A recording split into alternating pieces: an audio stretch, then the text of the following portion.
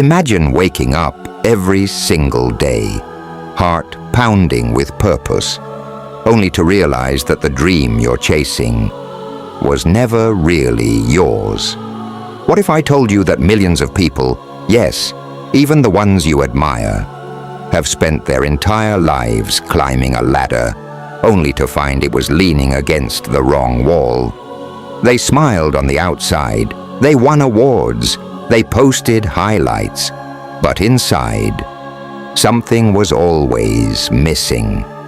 What if I told you that the way we've been taught to define success, this endless pursuit of status, money, and approval, is not only misleading, it's quietly killing us, not dramatically, not all at once, but slowly, silently, eroding our peace, distorting our self-worth, and disconnecting us from who we really are. This isn't just a motivational talk. This is an awakening, because the world you're living in is built on illusions, and you are never meant to be a slave to them. So let's peel it back. Let's dive in. Let's destroy the lie, so you can rebuild your life in truth. From the moment we can walk, we're trained to chase. Gold stars, good grades, Ivy League dreams. Be the best. Work the hardest. Get ahead. We're handed a checklist by society. Graduate, get the job, buy the car, own the house, retire rich. And if you check all the boxes, you're told you'll be happy. But here's the question no one dares to ask. Happy to whom? Because behind every corner office, every picture-perfect Instagram life, every six-figure salary, is a question that keeps whispering in the dark. Is this really it? We live in a world where success is everywhere, but meaning is rare. On the surface, we see people who seem to have it all: the luxury lifestyle, the powerful job title, the admiration of others. But beneath the curated highlight reels and applause lies a quiet truth. Many of them feel empty, disconnected, even lost. This isn't accidental. It's a system designed to keep us chasing. From childhood, we're handed a silent script. Get the grades, land the job, buy the house, earn more, climb higher.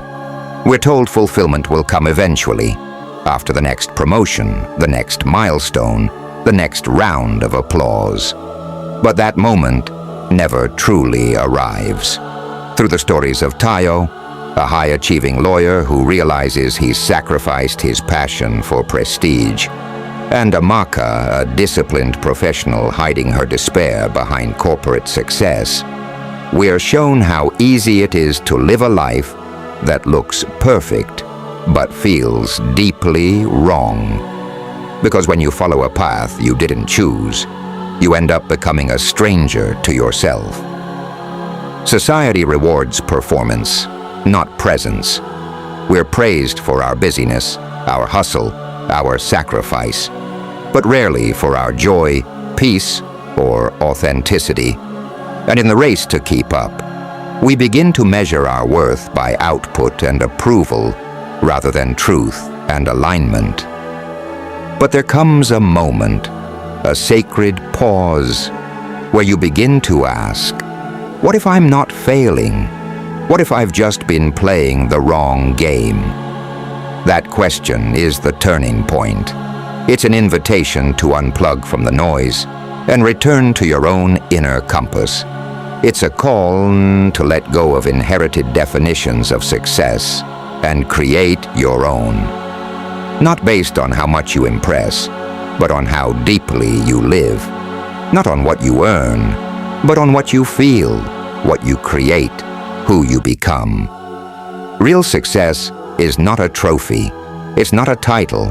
It's a frequency, an inner alignment with your truth.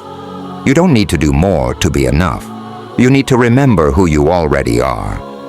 So if you feel lost, it's not because you're broken, it's because you're waking up. And the moment you begin to choose authenticity over applause, presence over performance, meaning over metrics, that's when you stop existing for others and start truly living for yourself. The system doesn't want you whole. It wants you useful, not fulfilled, just productive. Your value, measured by output. Your worth, determined by what you can give, not what you are. This is the great deception, the lie, that you are only as good as your achievements, that you must earn rest, prove your worth by your validation. And so we work and hustle and climb. But deep down, something never feels right. Because what we call success is often just well-packaged self-abandonment. Carl Jung once said, "The most terrifying thing is to accept oneself completely." But this world doesn't reward self-acceptance.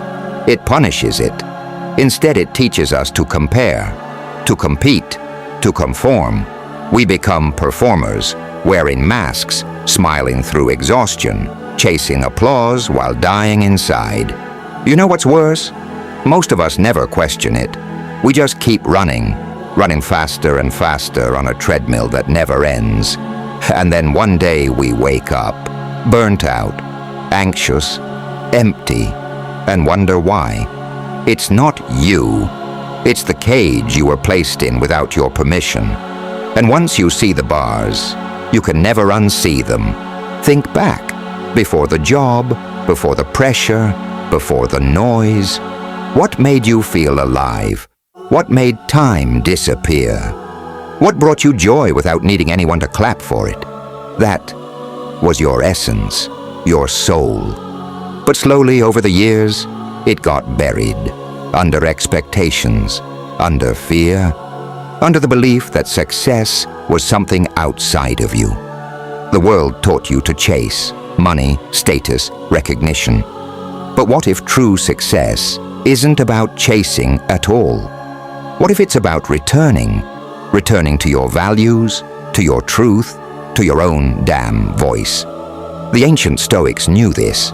To them, success wasn't about riches or followers. It was about virtue, wisdom, courage, integrity, self-mastery. Not what you owned, but who you were. But in today's world, those qualities won't go viral. You know what will? Fake smiles, highlight reels, hustle culture. It's no wonder anxiety, depression, and burnout are skyrocketing. We're spiritually starving in a world obsessed with productivity. And the worst part, we've learned to call this suffering normal. But it's not. You are not meant to grind yourself into dust to prove that you matter. You're not a machine. You're a miracle. So stop letting a broken world tell you what success is supposed to look like. Let's go deeper. How did we get here? It started with the Industrial Revolution. Humans became workers. Value became time. Clocks ruled everything. We trained children to sit still, obey, and measure worth through test scores. Not creativity, not curiosity, just obedience. Fast forward to today, and we've digitized the same system. But now, the factory is online. We're expected not just to be successful, but to look successful, to perform for an audience 24/7, to prove our worth with likes, followers, filters, and curated lives. And we wonder why we feel lost. We've mistaken visibility for value, popularity for purpose, and it's draining us. Social media didn't create the deception, it just amplified it. Now we scroll through highlight reels while quietly drowning in comparison.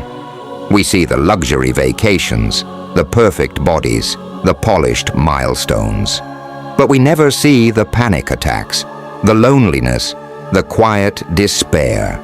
And we judge ourselves against illusions. The trap is real, and it's profitable. Because the more insecure you feel, the more you consume, the more you chase, the more you obey. But here's what terrifies the system: your awakening, when you stop playing the game, when you unplug from the matrix, when you stop asking, "How can I win?" and start asking, "Do I even want to play?" That's when everything changes. Who are you without the applause, without the titles, without the filters? Most people have no idea because they've never dared to ask. We wear masks so long, we forget there's a face underneath. But no amount of external success can satisfy a soul that's betrayed itself. That ache inside you, that quiet sadness, it's not failure, it's truth. The truth that you were meant for more than just performing. You were meant to be you, unapologetically. So what now? We rebuild from the inside out. We redefine success not as something we chase, but something we embody. We stop measuring life in numbers and start measuring it in depth. Not how much you did, but how present you were while doing it. Not how far you climbed, but how true you stayed along the way.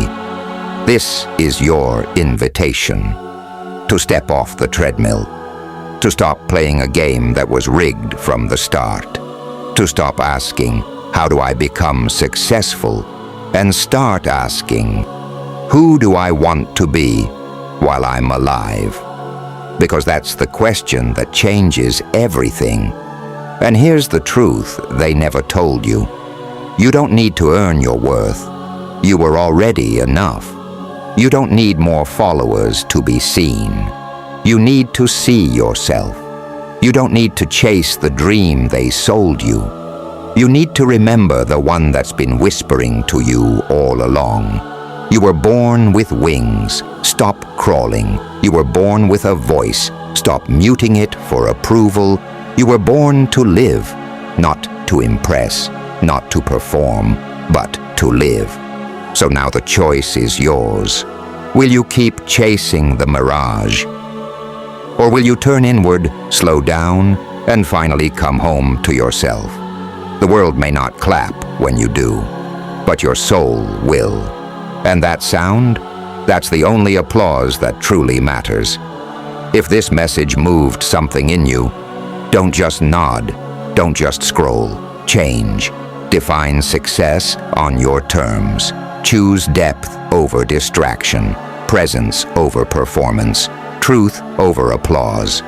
Because once you break free from the great deception, once you remember who you really are, you don't just change your life, you change the world.